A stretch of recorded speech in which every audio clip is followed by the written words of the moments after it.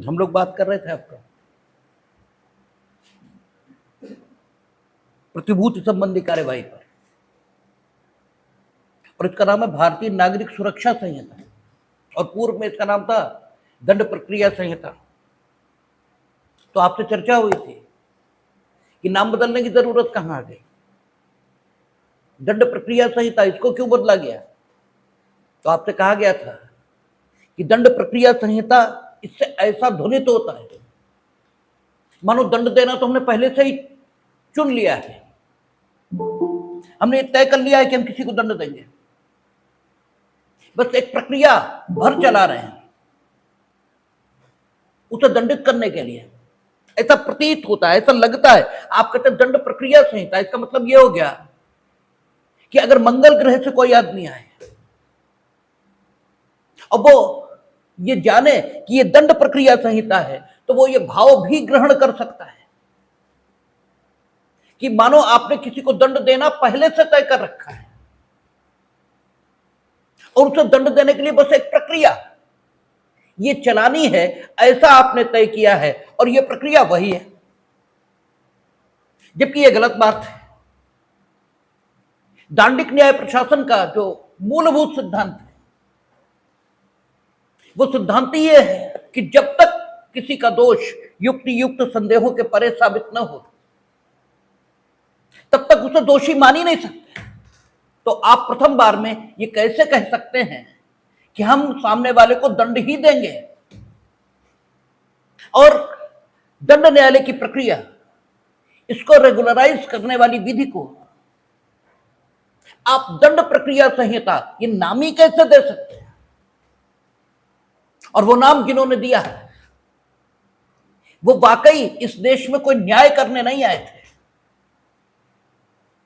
वो वास्तव में इस देश के लोगों को दंड ही देने आए थे। इसलिए उनके द्वारा उस नाम का चयन ठीक मालूम होता है। लेकिन आज के युग में जब हमने कल्याणकारी राज्य इसकी स्थापना की है और प्रत्येक नागरिक को सामाजिक, आर्थिक और राजनीतिक न्याय के सहित प्रत्येक प्रकार का न्याय उपलब्ध कराने की कॉन्स्टिट्यूशनल गारंटी ये देश की संविधान की उद्देशिका में दी है, तो ऐसे समय में वो जो आरोपित है और कटघरे में है और वो जिसने आरोप लगाया है, दोनों ही राज्य के नागरिक हैं। और जब तक ये साबित न हो कि आरोपित इसका पक्ष ठीक है या आरोप लगाने वाले का पक्ष ठीक है, तब तक आरोप की जांच करने वाली विधि का नाम नागरिक सुरक्षा संहिता यही होना चाहिए, क्योंकि वो दोनों नागरिकों की सुरक्षा कर रही है। इसलिए जस्टिफाइड नाम यही है कि नागरिक सुरक्षा संहिता। नागरिक सुरक्षा संहिता के उन चैप्टर्स का अध्ययन हम कर रहे हैं जो प्रिवेंटिव एक्शन से संबंधित है, और इसको संहिता कहा ही इसीलिए। हमने आपसे इस पर भी चर्चा की थी कि एक्ट क्या है और कोड क्या है। एक्ट किसे कहते हैं और कोड किसे कहते हैं। तो आपसे कहा था जब एक विषय वस्तु इसको लागू होने के लिए कोई अधिनियम बने तो उसे एक्ट कहते हैं। जैसे हिंदू मैरिज एक्ट, भारतीय संविदा अधिनियम, ट्रांसफर ऑफ प्रॉपर्टी एक्ट, सिर्फ एक विषय को लागू हो रहा है, शेष विषयों से उसका कोई ताल्लुक नहीं।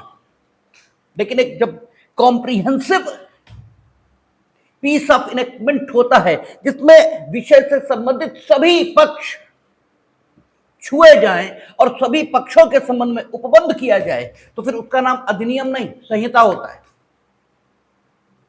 जब आप देखते हैं डेफिनिशन क्लास, ठीक है, न्यायालयों के वर्ग, न्यायालयों की शक्तियां,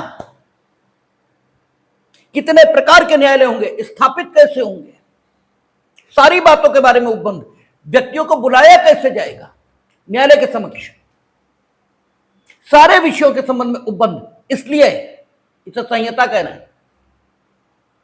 और प्रिवेंटिव एक्शन ये हमेशा बेहतर माना जाएगा बनिस्बत इसके कि हम अपराध होने का इंतजार करें और फिर अपराध का विचारण करने के लिए प्रक्रियाओं का विनियमन ये करें। ये अच्छी स्थिति नहीं है। इसलिए अगर मजबूरी में विचारण करना ही पड़े तो उसके लिए प्रक्रिया होनी चाहिए, लेकिन वो प्रक्रिया पहला विकल्प नहीं, अंतिम विकल्प होना चाहिए। जैसे शांति, इसे स्थापित करने के लिए जब युद्ध किया जाए तब वो धर्म युद्ध कहलाता है, और जब व्यक्तिगत आकांक्षाओं की संतुष्टि के लिए युद्ध किया जाए तो वो धर्म युद्ध नहीं, सिर्फ युद्ध कहलाता है। और उसमें लड़ने वाले सेनानी किसी भी ढंग से सम्मान के योग्य नहीं होते। जो धर्म युद्ध है, जो व्यक्तिगत आकांक्षाओं की संतुष्टि के लिए नहीं, केवल मूल्यों के लिए होता है, यानी मूल्य की रक्षा के लिए, जब कोई रास्ता शेष ही नहीं बचा, कोई तरीका नहीं, तब युद्ध का चुनाव कर लिया जाए, तब युद्ध धर्म युद्ध बनता है। और उसे करवाने वाले या उसे करने वाले को हिंसक नहीं, परम अहिंसक कहा जाएगा। इसलिए कृष्ण परम अहिंसक है, क्योंकि जब युद्ध ही अनिवार्य है और किसी ढंग से तुम मूल्यों की स्थापना को तैयार नहीं, तो फिर वही किया जाएगा। हां, उससे पहले युद्ध करना ये ठीक नहीं है। ऐसे ही विचारण, ये दांडिक न्याय प्रशासन में सबसे लेट आना चाहिए। शुरुआत दांडिक न्याय प्रशासन की विचारण से नहीं होनी चाहिए। प्रथमतः हमें इस बात का प्रयत्न करना चाहिए कि अपराध हो ही ना, और अपराध किन चीजों से जन्मता है, वे प्रमुखता भारतीय नागरिक सुरक्षा संहिता में कवर की गई। व्यक्ति है, कुछ भी ऐसा कर रहा है कि उसके कार्यों से ऐसा लगता है कि परिशांति भंग करेगा, तो हम इंतजार करें कि परिशांति भंग करने का, कि जब वो कर दे तभी हम कुछ करेंगे। ये कोई अच्छी स्थिति ये तो नहीं हो सकती। हम इंतजार करें कि वो इंफॉर्मेशन जिन्हें वो जानबूझकर सोसाइटी में फैला रहा है और जिनसे अशांति की आशंका है, तो जब अशांति हो जाए तभी हम कुछ करें। एक व्यक्ति है जो पूर्वावधानी, यानी आपका अपने को छिपाने के लिए साधनों का इस्तेमाल कर रहा है, तो ऐसा क्यों कर रहा है? एक शक तो पड़ता ही है। और अगर हमें विश्वास होता है कि ऐसा वह संज्ञेय अपराध को करने के लिए कर रहा है, तो हम हाथ पे हाथ धरे बैठे रहे जब तक वो संज्ञेय अपराध करना दे। एक व्यक्ति है जो इतना दुस्साहसिक और भयंकर है कि उसके बारे में माना जा रहा है कि उसे स्वच्छंद समाज में रहने देना ठीक नहीं है, फिर भी हम इंतजार करें, तो ये स्थितियां ठीक नहीं है। इसीलिए आप देखते हैं पूर्व में सीआरपीसी का चैप्टर 9 और वर्तमान में पूर्व में सीआरपीसी का चैप्टर 8 और वर्तमान का 9, ऐसी स्थिति और उससे उत्पन्न परिणामों से निपटने की व्यवस्था ये कर रहा है। अब दूसरे तरीके से एक और अपराध पैदा हो सकता है। जब हम एलएलबी करते थे तो हमारे मन में सवाल उठता था, और आपकी दिक्कत यह है कि आपके मनों में सवाल नहीं उठते। सवाल का उठना और सवाल उठा है प्रदर्शित करना दो अलग अलग बात है। सवाल का उठना उसे कहते हैं जब सवाल का जवाब न मिलने की दशा में आपको बेचैनी होने लगे, तब सवाल उठा, और सिर्फ अपनी बुद्धिमत्ता प्रदर्शित करने के लिए दूसरों से सवाल पूछ रहे हो, तो फिर सवाल उठा नहीं है, दूसरे को जलील करने की कोशिश ये कर रहे हो कि देखो तुम मेरे सवालों का जवाब नहीं दे पा रहे। और जिज्ञासु ढंग से जब सवाल उठता है और कोई पूछता है तो बताते मजा आता है। और जब कोई एग्जामिनेशन लेने के लिए, अपनी विद्वता प्रदर्शित करने के लिए हमसे सवाल पूछता है, तो फिर मूर्ख बन जाना ही हमारी अपनी आदत है। हम मूर्ख ही बन जाते हैं, कहते हैं हमें आता ही नहीं।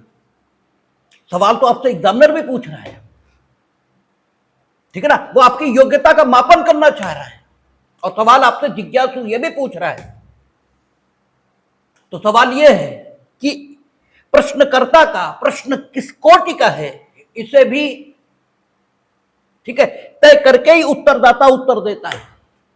तो हमारे मन में सवाल उठता था कि आखिर पत्नी, बच्चे, इनके मेंटेनेंस से संबंधित प्रोविजन क्यों है सीआरपीसी में?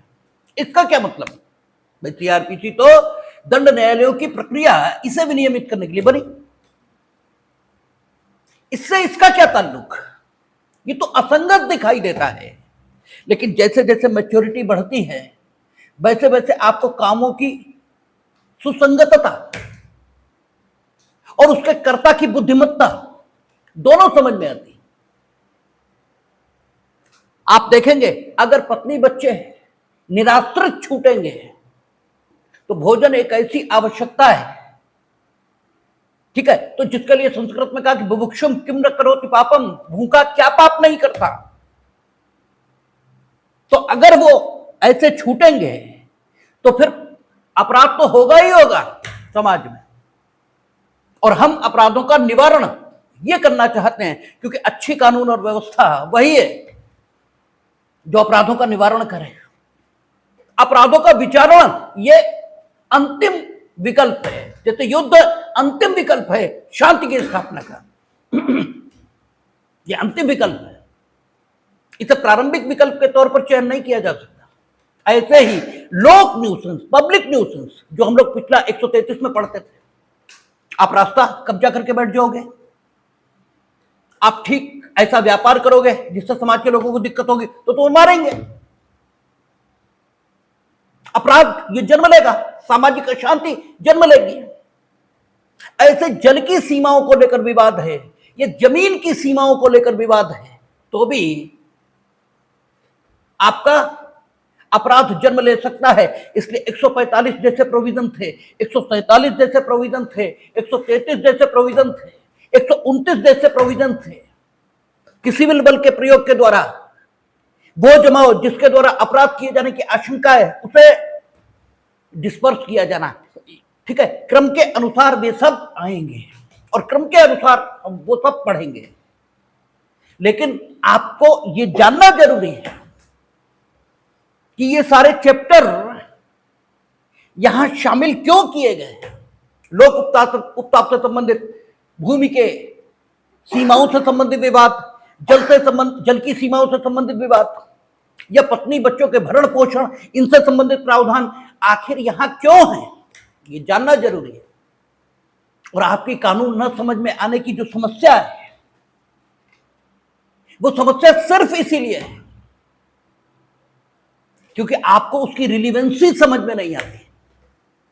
क्यों है वो, किस आवश्यकता की पूर्ति के लिए रखा गया, और अगर इतना समझ में आएगा तो कोई कारण नहीं है कि कानून जो काम के किए जाने के सबसे बेहतर तरीके को अधिनियमित करता है वो आपको समझ में ना आए। वो तो सबसे बेस्ट तरीका, सबसे बेहतर तरीका काम को करने का हो सकता है।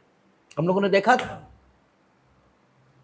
कि 125 से हम लोग चले थे और 135 में आकर प्राप्त इत्तिला की सच्चाई की जांच हुई थी।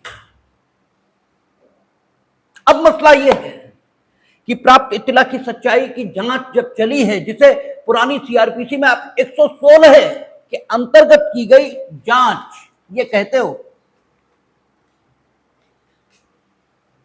तब इस जांच के दो ही परिणाम हो सकते हैं। एक कि जांच जिस इत्तिला की जा रही थी वो पूर्णतः सत्य है। अगर तुम्हारा नया बेयर है तो 135 वो 136 खोलो, और पुराना है तो 116 वो 117। तो अब एक ही परिणाम होगा इस जांच का कि या तो जिस इत्तिला की सच्चाई जांच के अधीन थी वो इत्तिला या तो सच है और या वो इत्तिला झूठ है। इसके अलावा तीसरा विकल्प, ये तीसरी संभावना, ये तीसरी स्थिति हो ही नहीं सकती। आप जब इत्तिला की सच्चाई की जांच कर रहे थे पुरानी सीआरपीसी के सेक्शन 116 के अंतर्गत और नई बीएनएसएस के सेक्शन 135 के अंतर्गत, तो विकल्प दो ही है। या तो जांच के अधीन जो इत्तिला रखी गई थी वो सच है या झूठ है। सच है तो क्या होगा और झूठ है तो क्या होगा, अब ये जानना और लिखना जरूरी है। इसलिए दो सेक्शन बन गए, पुरानी सीआरपीसी में 117 और 118, नई में 136 और 137। 117 कह रहा है कि अगर इत्तिला सच पाई गई तो फिर यू विल बी ऑर्डर्ड, तब आपको उस एग्जीक्यूटिव कार्यपालक मजिस्ट्रेट के द्वारा आदेशित किया जाएगा जिस कार्यपालक मजिस्ट्रेट के द्वारा इत्तिला की सच्चाई की जांच की जा रही थी कि आप वो बंधपत्र निष्पादित करें जिस बंधपत्र को निष्पादित कराने की इच्छा उस कार्यपालक मजिस्ट्रेट ने धारा 111 और इस सीआरपीसी के मुताबिक धारा 130 उसके आदेश को ड्रॉन अप करते समय अभिव्यक्त की थी। जितनी अवधि का, जितने प्रतिभुओं द्वारा समर्थित और कितनी धनराशि का, क्योंकि पहली इच्छा वही थी, अब आप अपनी इच्छा बदल नहीं सकते, इसलिए उतना बंधपत्र आप निष्पादित करें। ये इस इत्तिला की सच्चाई की जांच का परिणाम होगा। ठीक है, आपसे बंधपत्र निष्पादित कराया जाएगा। अब बंधपत्र आपसे निष्पादित हुआ, मानो जांच कर रहा था इस इत्तिला की, कोई ईश्वर जांच नहीं कर रहा था। कानून पढ़ने की एक और बेसिक चीज है कि भगवान किसी को ना मानिए। पीठासीन अधिकारियों को भगवान मानने की कोई जरूरत नहीं। वे पीठासीन होंगे और पीठासीन होने के कारण से व्यवस्था के क्रम में हमें उनका सम्मान करना है। यह सिर्फ व्यवस्था है। वो नीचे मिलेंगे डायस के तो हो सकता हम उन्हें पहचाने भी ना। कौन हो तुम, क्या मतलब है हमारा तुम्हारा, हमसे तो कोई ताल्लुक नहीं ना, हम तुम्हारा दिया खाते, काय बात की नमस्ते। लेकिन वे पीठासीन है तो व्यवस्था के क्रम में हमें सम्मान से बोलना है। सिर्फ ये बेसिक बात है जो आपके ध्यान में होनी चाहिए। तब आप अधिवक्ता के रूप में चमचागिरी करते नजर नहीं आते, अपनी बात रखते नजर आते हैं। अपनी बात रखना अलग बात है और फ्लैटरिंग डिफरेंट बात है। फ्लैटरिंग नहीं करनी चाहिए, सम्मान से बात करनी चाहिए।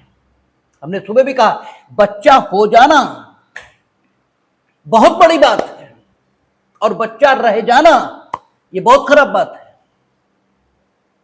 ठीक है, बच्चा रह जाना बीमारी का प्रतीक है और बच्चा हो जाना ये महानता का प्रतीक है। ठीक है, तो चीजें उच्चतम बिंदु पर जाकर, ठीक है, जब नीचे को उतरती हैं तो उनके महत्वपूर्ण परिणाम होते हैं। ठीक है, तो आप अपनी बात रखें, बाकी कुछ भी नहीं। तो इस जांच का एक परिणाम हुआ है कि जिस एग्जीक्यूटिव मजिस्ट्रेट के द्वारा वो चलाई जा रही थी उसने उसे सच पाया, लेकिन ये एग्जीक्यूटिव मजिस्ट्रेट ही है, भगवान नहीं है। इसलिए इससे भी गलती की गुंजाइश है। और जब हम उस व्यक्ति को भी अपील का हक दे रहे हैं, उस व्यक्ति को भी अपील का हक दे रहे हैं जिसके ऊपर अपराध को करने का आरोप है, उसके ऊपर, उसके लिए भी अपील है, तो हम इस व्यक्ति को, जिसके बारे में सिर्फ इत्तिला प्राप्त हुई है और जिसके बारे में कार्यपालक मजिस्ट्रेट का निष्कर्ष यह है कि इत्तिला सच है, उसे अपील का हक देकर इस एग्जीक्यूटिव मजिस्ट्रेट के निष्कर्ष को चुनौती देने का हक क्यों नहीं देंगे। इसलिए हम देखेंगे कि पुरानी सीआरपीसी में धारा 373 थी और वर्तमान कितनी बताई थी कल, 385, कितना 464। आपकी सीआरपीसी में आपने जो बीएनएसएस ली उसमें पूरी, ठीक है, शुरुआत में टेबल दे रखी है, उसमें पुरानी धाराओं के लिए नई धाराएं कौन सी आ गई लिखा है। तो अगर हम पुरानी कोट कर रहे हैं तो आपको नई ढूंढने में कोई दिक्कत नहीं होनी चाहिए। 413 है, चलो आप ना देख लेंगे। तो जो पुरानी सीआरपीसी की धारा 373 थी वो इस व्यक्ति को हक देती थी कि अगर इत्तिला को सच मानकर एग्जीक्यूटिव मजिस्ट्रेट ने इसे आदेशित किया है कि यह बंधपत्र निष्पादित करे, वो जिसे निष्पादित करवा देने की इच्छा इसने पूर्व की सीआरपीसी में धारा 111 या वर्तमान में 130 में अभिव्यक्त की थी, तो यह व्यक्ति 373 में अपील प्रस्तुत करके इस निष्कर्ष को चुनौती दे सकता है। और 117 में बंधपत्र हर उस दशा में मांगा जाएगा जो दशाएं 107, 108, 109, 110 और वर्तमान में 126, 127, 128 और 129 में वर्णित। और आपको मालूम है 129 की दशा में बंधपत्र 3 साल का हो सकता है और शेष दशाओं में अधिकतम 1 वर्ष का। और जो दशा 106 और वर्तमान में 125 में, उसमें भी 3 वर्ष का बंधपत्र ये हो सकता है, ये आपको जानकारी। लेकिन 126 से लेकर 129 इनको निष्पादित कराने के लिए जो इत्तिला दी जाएगी और जिसकी जांच सच्चाई की जाएगी एग्जीक्यूटिव मजिस्ट्रेट के द्वारा, वो सारी जांच पुरानी सीआरपीसी की धारा 116 और वर्तमान में 135 के अधीन ही चलेगी। यानी जांचें अलग अलग नहीं है, जांच एक ही है और सबका परिणाम 117 में ही आएगा। उसके लिए परिणाम के लिए भी कोई अलग सा सेक्शन नहीं है। तो आपका 117 में जब यह पाया गया कि yes the information was truth, ठीक है, then you will be required by the executive magistrate that you must execute a bond. ठीक है, कैसा वैसा, जैसा पूर्व में 111 या 130 में आपसे अपेक्षित किया गया था। दूसरी स्थिति हो सकती है कि आप के बारे में यह पाया गया कि इत्तिला झूठ थी, तो ठीक है, इत्तिला झूठ थी तो आपको उन्मोचित कर दिया जाएगा। और उन्मोचन एक विशेष प्रकार का शब्द है जिसमें आपके ऊपर यदि कोई आरोप है तो आपको उस आरोप से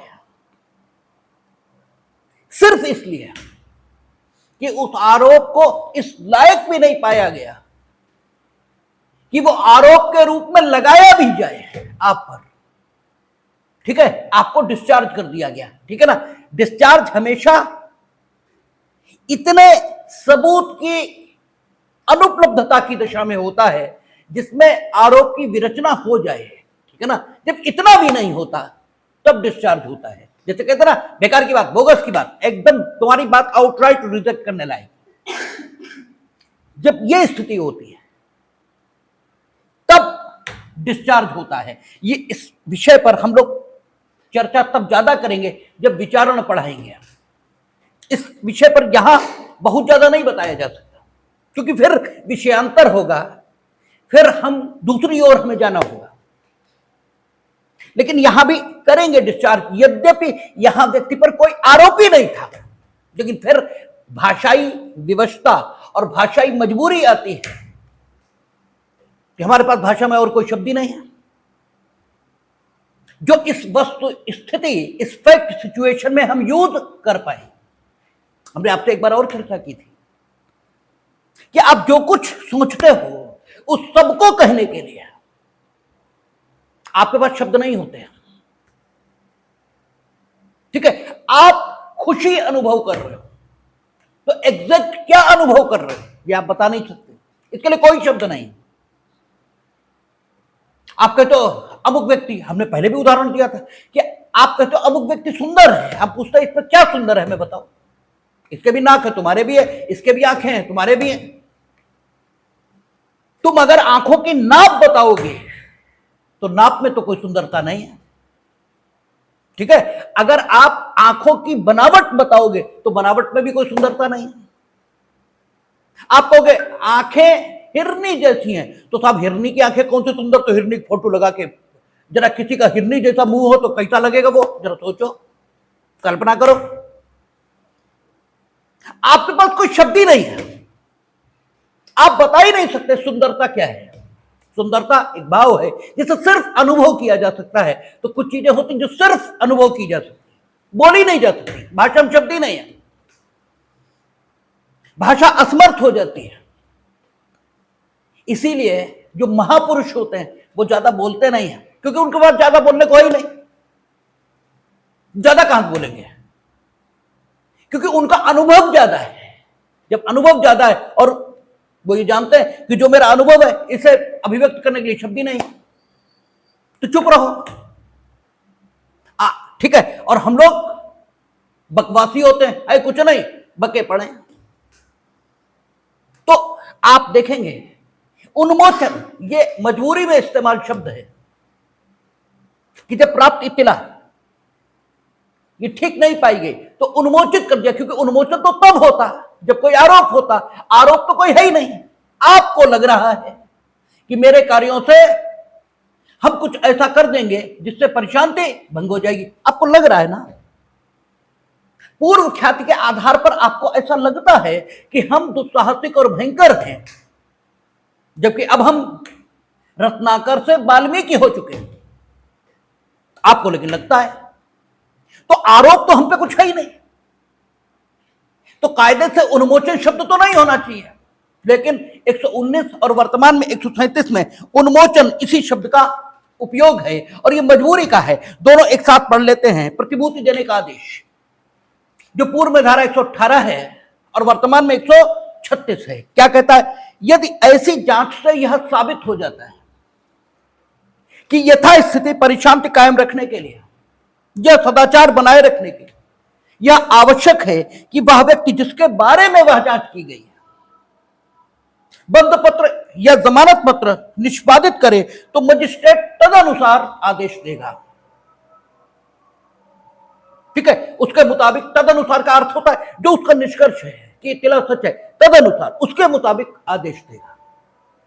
ठीक है, कहता है परंतु, फिर परंतु लिखता है कि किसी व्यक्ति को उस प्रकार से भिन्न प्रकार की या उस रकम से अधिक रकम की या उस अवधि से दीर्घतर अवधि के लिए प्रतिभूति देने के लिए आदिष्ट न किया जाएगा जो धारा 130 के अधीन दिए गए आदेश में विनिर्दिष्ट है। आपको पहले ही कहा कि तो आपको पहले तय करना था ना कितनी अवधि का हम मांगेंगे, क्योंकि जो इंफॉर्मेशन मिली थी उसके रिगार्डिंग आपने व्यक्ति की जो डेंजरनेस है उसको इवेल्युएट किया होगा और उसके बाद ही लिखा होगा कि हम इतनी धनराशि का, इतने प्रतिभूओं का, इतनी अवधि का बंधपत्र मांगेंगे। तो अब ये बीच में क्या हो गया जो आप ज्यादा का मांग रहे हो, इसलिए ज्यादा का नहीं, जितना आपने तय किया था उतना मांगिए। ठीक है, खाखंड प्रत्येक बंधपत्र या जमानत पत्र की रकम मामले की परिस्थितियों का सम्यक ध्यान रखकर नियत की जाएंगी और अत्यधिक नहीं होंगी। ये बड़े महत्व के शब्द हैं कानून की दुनिया में और खुद में बड़े अनूठे और प्यारे शब्द ये भी हैं कि कितनी भी जुर्माना लगाने की शक्ति होगी, कितना भी लगा सकेंगे। उच्च न्यायालय, सीजेएम और सेशन कोर्ट, इनकी जब जुर्माना लगाने की शक्तियां हम देखते हैं तो वे असीमित,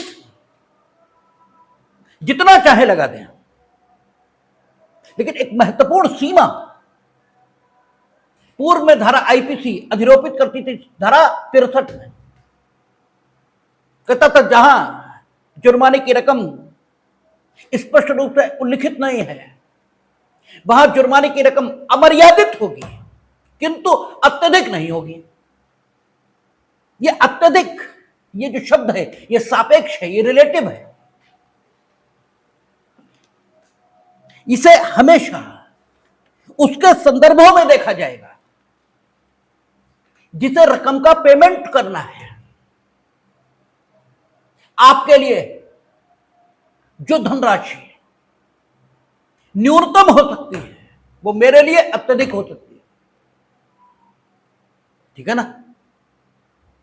जैसे मांसाहार पे एक बार हम एक किताब पढ़ा तो वो कहते थे कि कीड़ों से ज्यादा,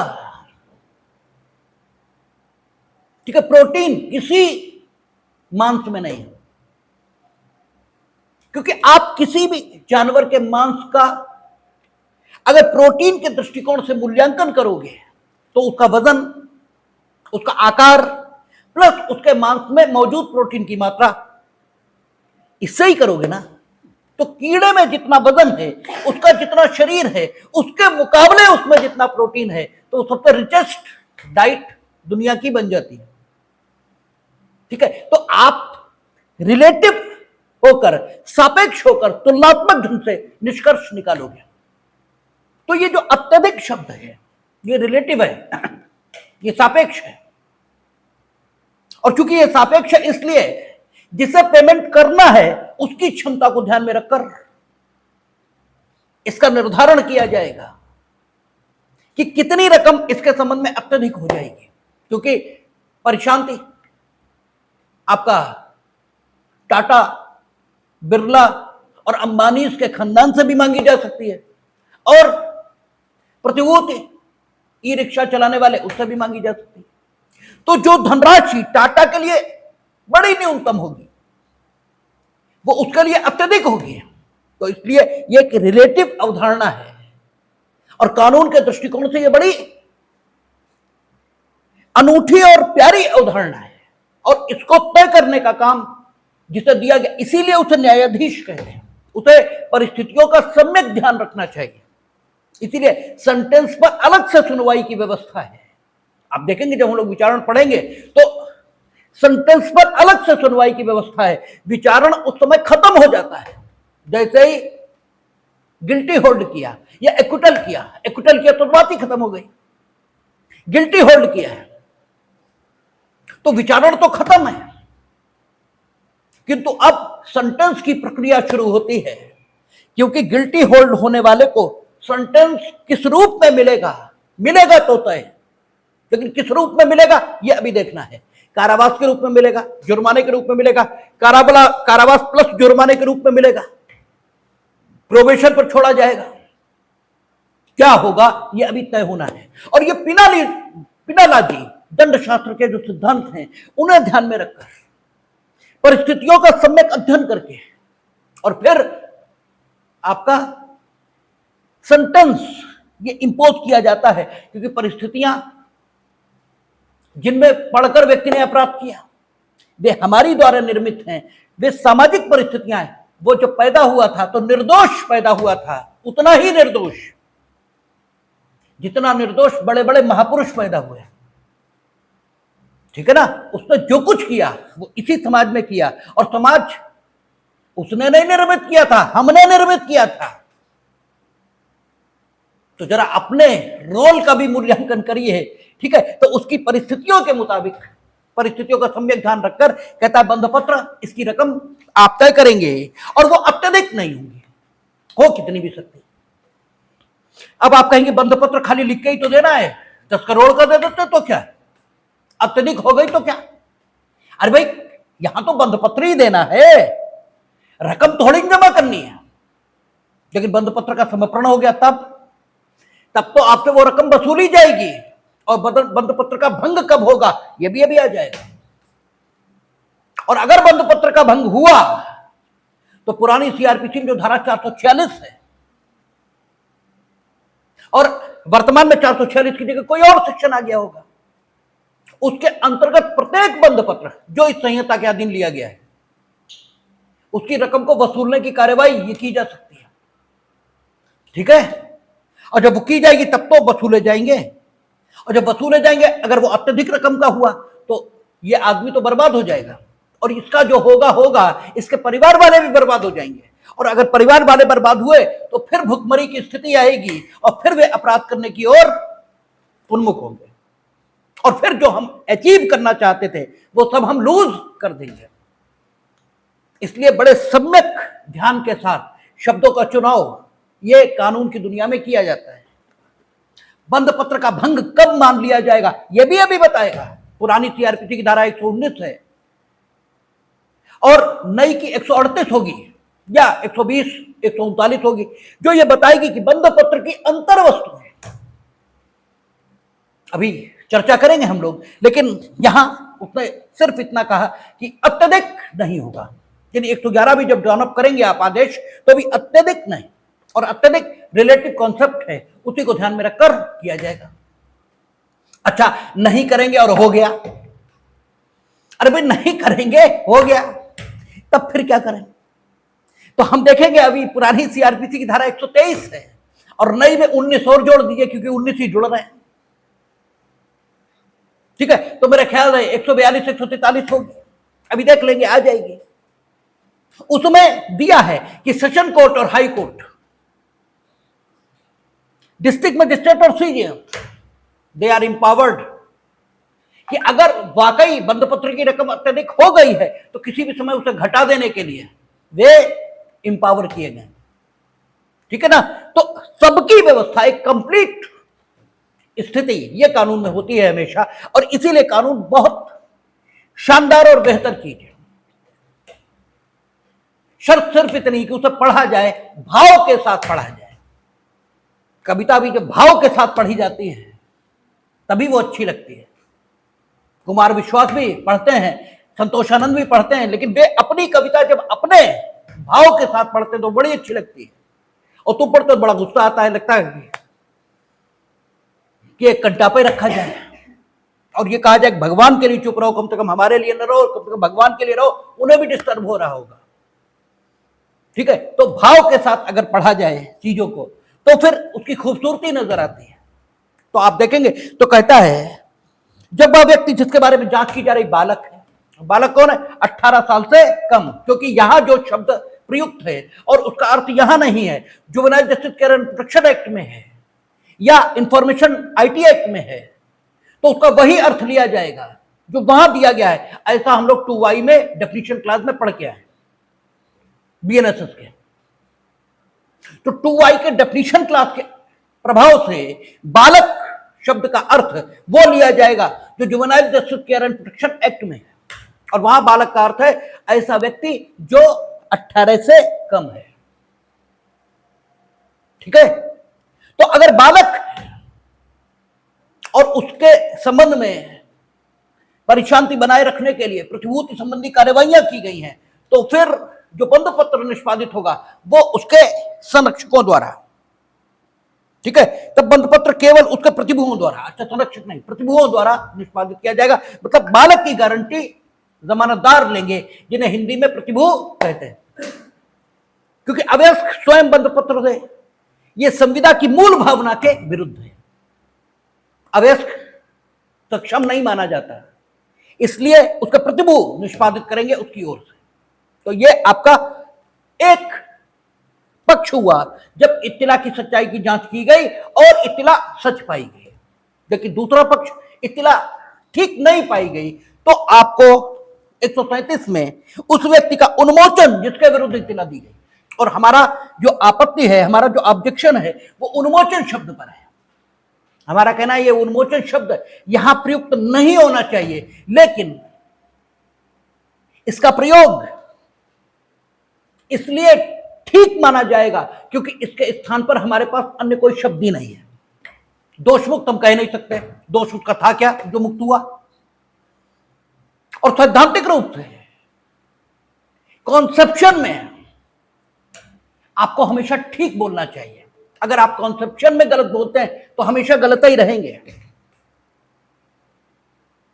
जैसे हमने कई बार कहा होगा कि दान का मतलब ये नहीं होता छोड़ना, क्योंकि छोड़ते तो पैसे भी हो, पैसे छोड़ते ही हो ना, तभी तो कोई चीज मिलती है। तो छोड़ना ये न त्याग है न दान है। जब छोड़ने के बदले आप कुछ पाते हो तो इसे खरीदारी या विनिमय कहा जाता है, ये एक्सचेंज है।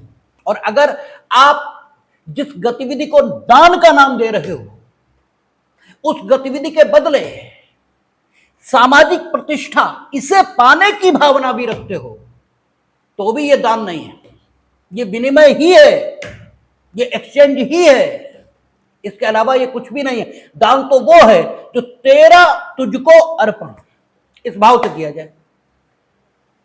मेरा नहीं है, तेरा ही है, और सब में तू ही है, इसलिए हम उसे दे रहे हैं जिसमें तू ही है और ये तेरा ही है। हम तो इसे अनाधिकार आज तक मेरा कह रहे थे। इस भाव के साथ जब दिया जाएगा तभी वो दान है। और इसीलिए कॉन्सेप्शन क्या, नेकी कर दरिया में डाल। इसलिए दरिया में डाल दोगे तो पता ही नहीं लगेगा किसने डाली, किसने क्या हुआ, तो वो लोकेशना, वो चीज ही नहीं आएगी आपके अंदर। इसलिए ये सिद्धांत रखे गए। हमने कहा ना, प्रक्रिया या सिद्धांत केवल इसलिए होते हैं कि चीजें ठीक से हो, इसके अलावा कोई कारण नहीं होता। ठीक है, तो सवाल यह है कि कॉन्सेप्शन में आपको एकदम ठीक होना चाहिए, क्योंकि दोषमुक्त हम कह नहीं सकते। दोषमुक्त वो हुआ ही नहीं, दोष क्या था उसका, कोई आरोप थोड़ी था, इसलिए दोषमुक्ति शब्द का प्रयोग नहीं हो सकता। फिर किस शब्द का प्रयोग करें, तो उन्मोचन के अलावा शब्द ही नहीं बचता। इसलिए मजबूरी है कि जब उसके विरुद्ध पाई गई इत्तला झूठ मिली है तो उन्मोचन शब्द का प्रयोग किया और यह कहा कि उस व्यक्ति का उन्मोचन जिसके विरुद्ध इत्तला दी गई है। कहता है यदि धारा 135 के अधीन जांच पर यह साबित होता है कि यथास्थिति परिशांति कायम रखने के लिए, यह सदाचार बनाए रखने के लिए, ठीक है, यह आवश्यक है कि वह व्यक्ति जिसके बारे में जांच की गई है, बंधपत्र गलत लिखा है हिंदी में, if on an inquiry under section 135 it is not proved, Hindi में गलत लिखा हुआ है, अंग्रेजी सही है। और यह भी पढ़ने का नियम है कानून को कि हिंदी अंग्रेजी अगर दोनों है और भ्रांति हो रही है तो अंग्रेजी टेस्ट स्टैंडर्ड माना जाएगा, उसमें जो लिखा है वही सही माना जाएगा, यह भी नियम है। तो यहां कहता है if on an inquiry under section 135 it is not proved that it is necessary for keeping the peace or maintaining good behavior, as the case may be, that the person in respect of whom the inquiry is made should execute a bond, the magistrate shall make an entry on the record to that effect. And if such person is in custody only for the purpose of the inquiry, shall release him, or if such person is not in custody, shall discharge him. कहता है कि अगर वह इत्तला जिसके बारे में जांच की गई थी सच नहीं पाई गई तो मजिस्ट्रेट उस भाव की प्रविष्टि अभिलेख पर करेगा, और यदि वह व्यक्ति जांच के लिए ही कस्टडी में रखा गया, क्योंकि हो सकता है उसे इंटरिम बॉन्ड मांगा गया हो, उसे ना दिया हो तो कस्टडी में हो, जांच के लिए ही कस्टडी में है तो उसे तुरंत रिहा करेगा, और अगर कस्टडी में नहीं है तो उसको उन्मोचन प्रदान करेगा, डिस्चार्ज करेगा। ठीक है ना, तो उन्मोचन शब्द का प्रयोग मजबूरी है, इसके अलावा कोई कारण नहीं है कि इस शब्द का प्रयोग हो। फिर कहता है जिस अवधि के लिए प्रतिभूति अपेक्षित की गई उसका प्रारंभ। अब यह बताना जरूरी है, 1 वर्ष की प्रतिभूति मांगी गई है या 1 वर्ष से अनधिक किसी भी अवधि के लिए, 2 महीने, 3 महीने, 4 महीने, उसके लिए प्रतिभूति अपेक्षित है, तो इस अवधि का प्रारंभ यह कब से माना जाए। तो कहता है यदि कोई व्यक्ति जिसके बारे में प्रतिभूति की अपेक्षा करने वाला आदेश धारा 125 या धारा 136 के अधीन दिया गया है, 125 में तो ट्रायल कोर्ट ही दे देगा, ऐसा आदेश दिए जाने के समय कारावास के लिए दंडाधिष्ट है, यह दंडादेश भुगत रहा है, तो वह अवधि जिसके लिए ऐसे प्रतिभूत की अपेक्षा की गई है ऐसे दंडादेश के अवसान पर प्रारंभ होगी। यहां तो ज्यादा दिक्कत नहीं है भाई, दंडादेश जिस दिन खत्म हुआ उस दिन से शुरू हो गई, मान लेंगे। और दंडादेश के अधीन नहीं है, अब समस्या होगी, क्योंकि फिर 111 का आदेश जिस दिन ड्रॉन अप हुआ उस दिन से माने, जिस दिन 116(1) में इंटरिम बॉन्ड यानी जांच शुरू की गई उस दिन से माने, या जिस दिन जांच खत्म हुई उस दिन से माने, किस दिन से माने हैं, ये एक समस्या आएगी। ठीक है ना। तो कहता अन्य दशाओं में ऐसी अवधि ऐसे आदेश की तारीख से प्रारंभ होगी, जिस डेट पे ऑर्डर आएगा उस डेट से प्रारंभ मानी जाएगी, जब तक कि मजिस्ट्रेट पर्याप्त कारणों से कोई बाद की तारीख नियत न करे। इसका मतलब मजिस्ट्रेट को यह भी शक्ति है कि आदेश आज दे और कहें कि अवधि का प्रारंभ 1 महीने बाद से होगा, यह भी हो सकता है। ठीक है ना। तो एक एक चीज अगर आप पढ़ेंगे और पूरे भाव के साथ, पूरे कॉन्सेप्शन के साथ पढ़ेंगे, तो फिर पढ़ने की जरूरत सिर्फ एक ही बार होती है, बार बार पढ़ने की जरूरत नहीं होती है।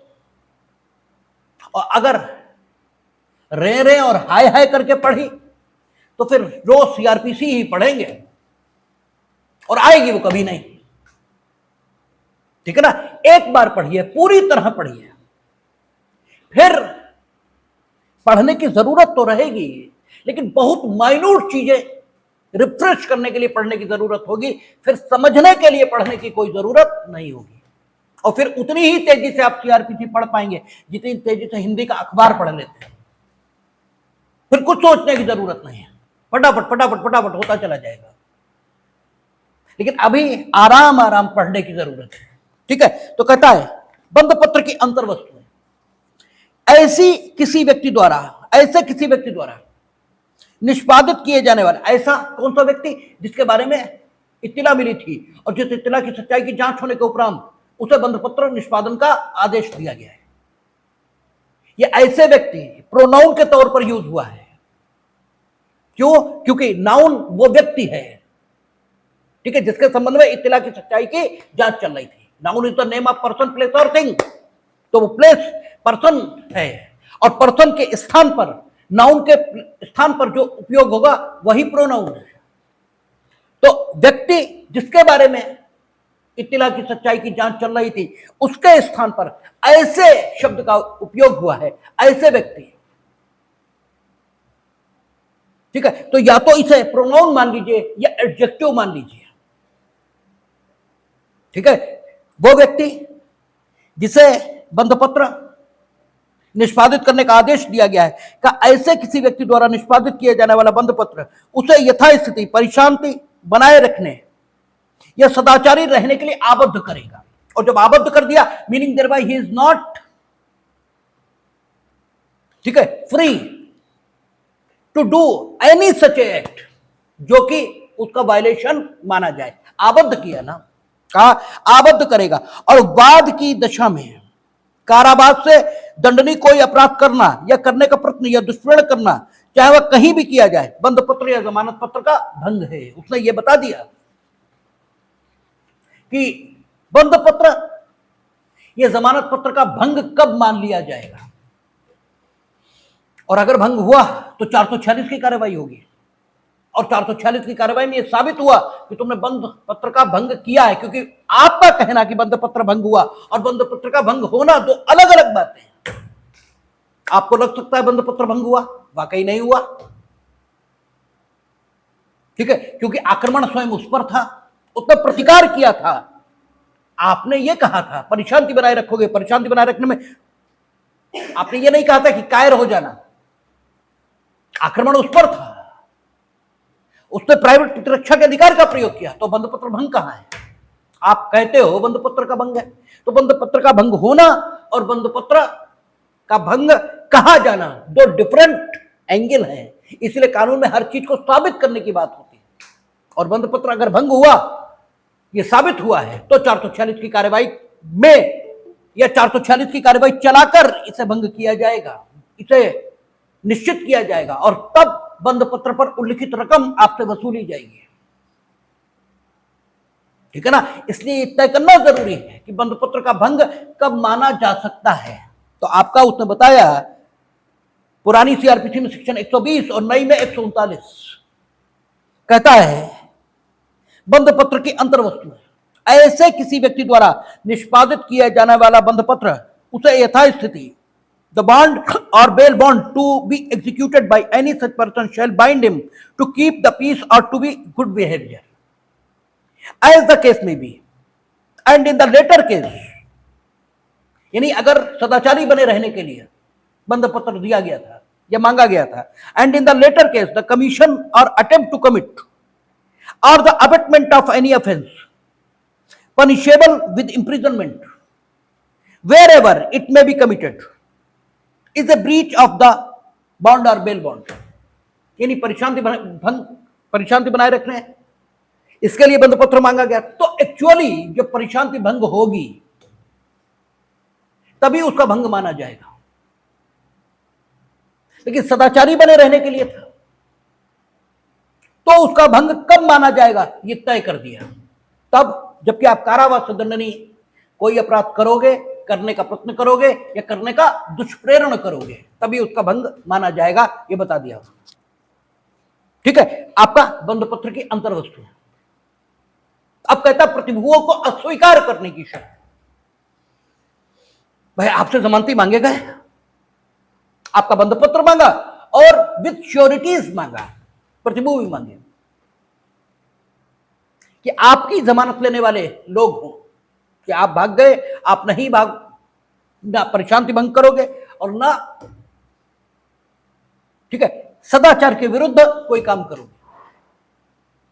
दो लोगों ने आपकी जमानत भी की और हमने ये भी कहा कि तुम जमानत ले रहे हो, अगर इन्होंने किया तो इनसे तो बंध पत्र की रकम हम वसूलेंगे ही, तुमसे भी वसूलेंगे, ठीक है ना। तो आपकी हैसियत उतनी हो, तो आप प्रतिभु बनकर आए हो एक निश्चित रकम के, तो आपकी हैसियत इतनी होनी चाहिए कि अगर बंध पत्र का भंग होता है और आपसे वसूलने की स्थिति आती है तो वाकई हम आपसे वसूल सकें और आपकी हैसियत वसूलने के बाद भी इतनी बनी रहे कि आपके परिवार वाले तबाह ना हो जाएं, नहीं तो वो अपराध करना शुरू कर देंगे, ठीक है ना। इसलिए आपकी हैसियत की जांच जरूरी है, ठीक है। ये ना हो कि तुम्हारे पास 2 ही लाख है, 2 ही लाख की तुमने जमानत ले ली, अब 2 लाख थे, 2 लाख की जमानत ले ली, बंध पत्र का भंग हो गया, वो 2 लाख वसूल लिए गए अब तुम और तुम्हारा परिवार, अपराध के अलावा अन्य कोई तरीका बचे ही नहीं। तो ये नहीं, you must be sufficient, you should be, you must be the man of sufficient, ठीक है। मीन्स आपको पर्याप्त साधनों वाला व्यक्ति होना ही चाहिए, तभी आप जमानती हो पाओ। और कहने को तो आप कह दोगे कि हम पर्याप्त साधनों के हैं, लेकिन हो या नहीं इसकी जांच जरूरी है।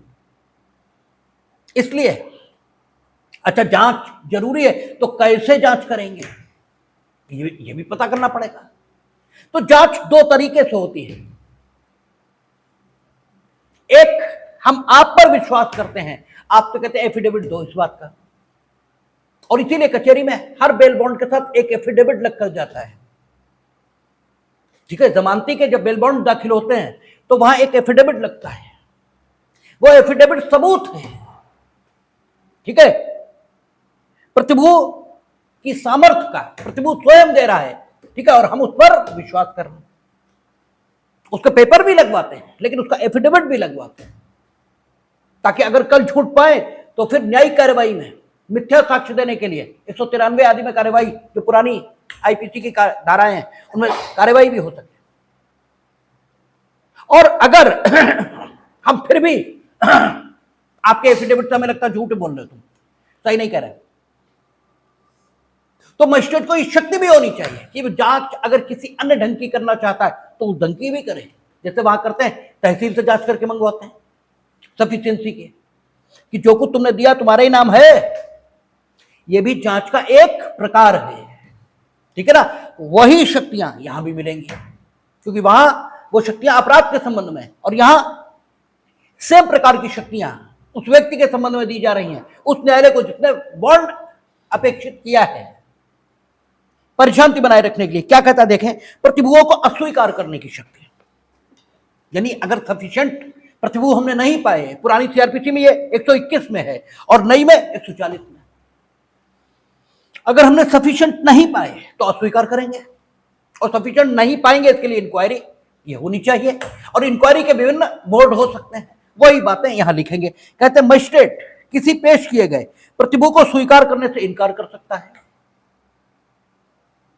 या अपने द्वारा या अपने पूर्ववर्ती द्वारा इस अध्याय के अधीन पहले स्वीकार किए गए किसी प्रतिभू को इस आधार पर अस्वीकार कर सकता है कि ऐसा प्रतिभू जमानत पत्र के प्रयोजनों के लिए अनुपयुक्त व्यक्ति है।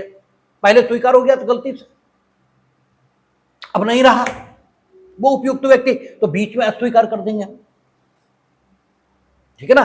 पहले हमने स्वीकार कर लिया, बाद में तुम दिवालिया हो गए तो तुम अनुपयुक्त व्यक्ति हो गए, तो हम दूसरा मांगेंगे, ठीक है ना। हालांकि हम पहले स्वीकार कर चुके हैं और प्रथम बार ही तुम गलत आदमी थे तो स्वीकार कर दिया प्रथम बार ही। दोनों प्रकार की शक्तियां होनी चाहिए, वो लिखा है। परंतु किसी ऐसे प्रतिभू को इस प्रकार स्वीकार करने से इनकार करने या उसे अस्वीकार करने के पहले वह प्रतिभू की उपयुक्तता के बारे में या तो स्वयं शपथ पर जांच करेगा, ठीक है ना। स्वयं शपथ पर तुम्हें ओथ एडमिनिस्टर कराएंगे और पूछेंगे कहां है तुम्हारी जमीन, ठीक है, जहां भी है उसके चारों ओर किसके मकान, अगर तुम्हारी होगी तो चारों ओर क्या है ये भी तो बता पाओगे, ठीक है ना। शपथ पर उसकी जांच करेगा या अपने अधीनस्थ मजिस्ट्रेट से ऐसी जांच और उसके बारे में रिपोर्ट करवाएगा, अपने आप भी दिए तो किसी और से करवा सकता है। ऐसा स्वीकार करना या उससे इनकार करने से पूर्व, यानी राजा नहीं हो कि जब चाहे स्वीकार कर दो और जब चाहे स्वीकार कर दो, जांच करनी होगी और फिर जांच के निष्कर्षों में अगर तुम पाओगे कि प्रतिभू अस्वीकार किए जा सकने योग्य है या किए जाने योग्य है तो करोगे, ठीक है। ऐसा मजिस्ट्रेट जांच करने से पहले प्रतिभू को और ऐसे व्यक्ति को जिसने वह प्रतिभू पेश किया उचित सूचना देगा और जांच करने में अपने सामने दिए गए साक्ष्य के सार को अभिलिखित करेगा, ठीक है। अगर जांच करने का, शपथ पर परीक्षा करने का निर्णय तुमने कर लिया तो प्रतिभू को और उस व्यक्ति को जिसने ये प्रतिभू पेश किया आप सूचना देंगे और फिर वो जो कहेगा उसका सार, वो जो कुछ कहेगा सब नहीं। जबकि सेशन मामलों में या गंभीर मामलों में जब साक्ष्य लिखा जाता तो साक्षी जो कहेगा, जिस भाषा में कहेगा वही लिखा जाएगा, बाकी सार अभिलिखित किया जाता है।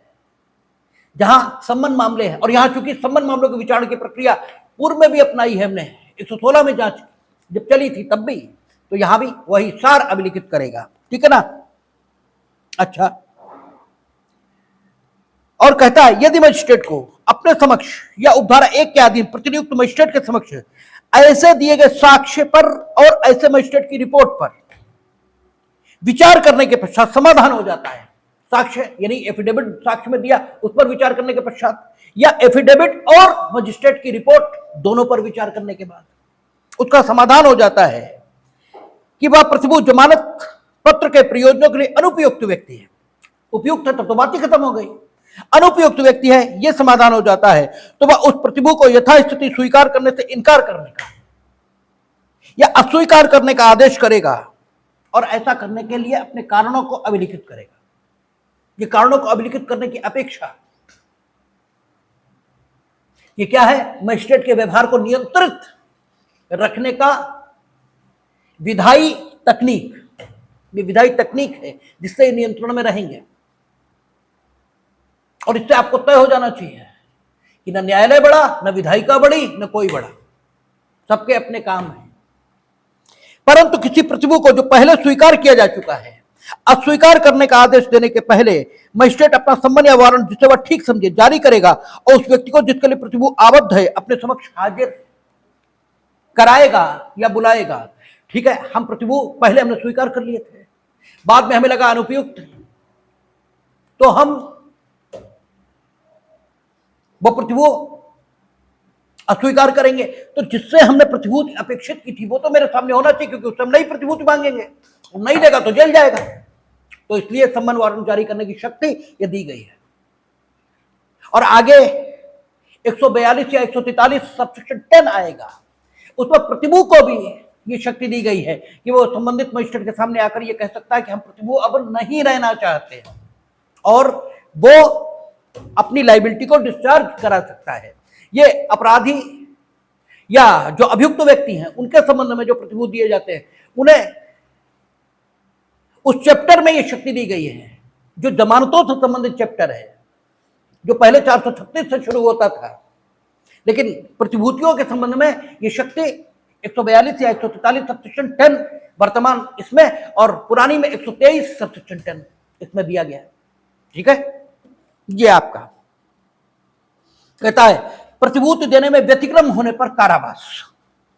यदि कोई व्यक्ति जिसे धारा 125, अब ये हो नहीं पाएगा, ठीक है, समय के स्थिति को देखते हुए, तो 141, 142 और 143 ये अगले क्लास में हम लोग इस पर बात करेंगे, और बस इसमें इतना ही बचा।